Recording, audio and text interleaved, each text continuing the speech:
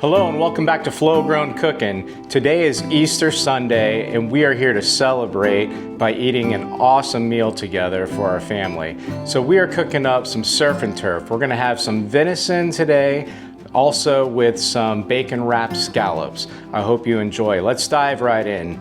So if you take a look at these scallops right here, we're gonna get started right away with these. And these are some really juicy scallops. And I'm just pulling a little ice off them. But I want to show you one of the things that many people forget to do with some of the scallops. They have a little tag end on them right here. You always have to pull those off because those are no good. Those are chewy and you don't want them. Once you pull them off, you just get them lined up over here and I'll show you how to wrap them in bacon next. Okay, now that we've pulled the tag ends off of our scallops, it's time to go ahead and season them up. And we're gonna be seasoning them today with a Korean barbecue sauce by Kinder's. All right, so we're gonna do that in just a minute, but I wanna show you, I'm also marinating our venison right now. It's been marinating for about 5 hours now, and I'm using this Kinder's Japanese cooking sauce and glaze. I just put a little bit of that in the bag and put it right in there and it's good to go. We're doing a little bit of an Asian theme with our surf and turf today. So what I want to do to season these scallops up is you just take your seasoning and you just hit each scallop with as much or as little as you like. I like a healthy portion, as I always say. And so we're gonna just put that right on there like that.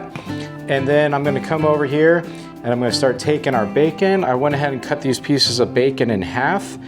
So wrap this bacon right around your scallop just like this. And then I have my toothpicks ready to go over here and I just go right through each one so it looks just like that.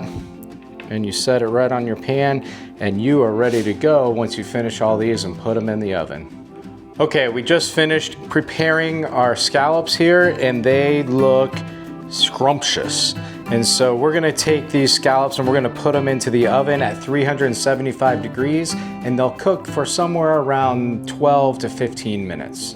Okay, our scallops are in the oven cooking and now it's time to work on our venison. So I have a backstrap here that's been marinating, like I said earlier, for about 5 hours and I just pulled it out of the bag of marinade and the first thing I want to do is just go ahead and pat it dry a little bit. So we're going to try to get some of that marinade off. It's all infused and we're going to be making a sauce a little bit later with the same marinade to go over top of it. So we're just kind of cleaning that up a little bit. And then before I put it in our hot pan here in just a minute, I'm gonna go ahead and season it up. And all I'm gonna put on it is just a little bit of black pepper and salt. So I'm putting this pepper on right now. And then I have some coarse sea salt. We're gonna come down here, hit it real good. I love a little bit salty meat. It really helps with the flavoring. So we're gonna take that, we're gonna turn it over, and we're gonna go ahead, add a little bit more black pepper to this side, and then some more coarse sea salt. All right, our oil and our butter is really hot right now. We have it in cast iron skillet. I went ahead and cut this in half, and we're just gonna come over here and lay them both down in our pan, just like that, and let it start cooking. Now what we want to do is we don't want to overcook this. We want a nice medium to medium rare meat. So one thing about venison is if you overcook it, it gets tough really quick. So you want it nice and lightly cooked. So we're going to go ahead and cook that and then we're going to flip it over in just a minute. We're going to brown it on both sides, but it doesn't take long to cook at all. Okay, our venison has been cooking pretty good on one side. Let's go ahead and time to flip them over. You see that nice sear right there.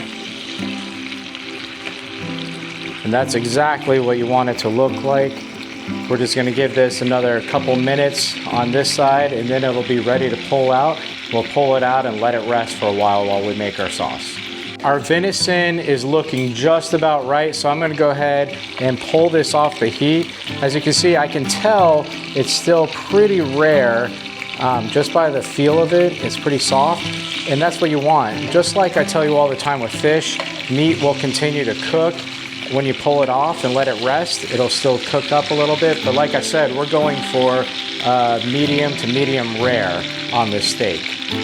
We just pulled our venison off and we're letting it rest. So now it's time to go ahead and make a nice sauce that we're gonna use to put over top of everything. It takes 3 garlic cloves and we're gonna press them right in here. This is the same pot or pan that we used to cook the venison in. So we have all our oils and our juices in there from that. So we're just gonna press this garlic in, and then I also wanted to press a little bit of ginger in here as well, some fresh ginger, and let that kind of start marinating together in there with this other oil. There we go. Press one more in here, and we're just gonna let that saute just for a minute, and then after it sautés down, we're gonna go ahead and add a few more ingredients. Our garlic and ginger has been cooking down right here and flavoring up all this oil. So now what I want to do is go ahead and take our leftover marinade, and we're just going to dump that right in there. Go ahead and stir it around. Add a little bit of soy sauce as well, not too much, but this is kind of salty, so you don't want to go too crazy with that. And then I want to add a little bit of hot honey as well. Now, this is not very spicy, but if you don't like spice, you don't have to put any in there. It's all up to you.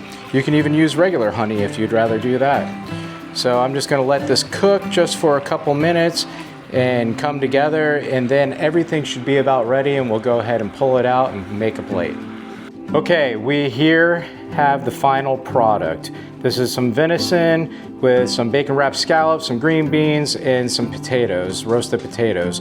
What I'm gonna do is just take some of this nice glaze that we made, and I'm gonna come over here and just drizzle it right over top, just like this.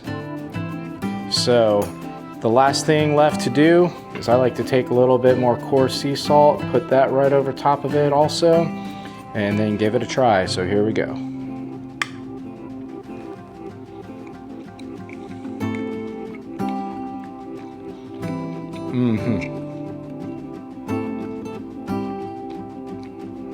That's really good.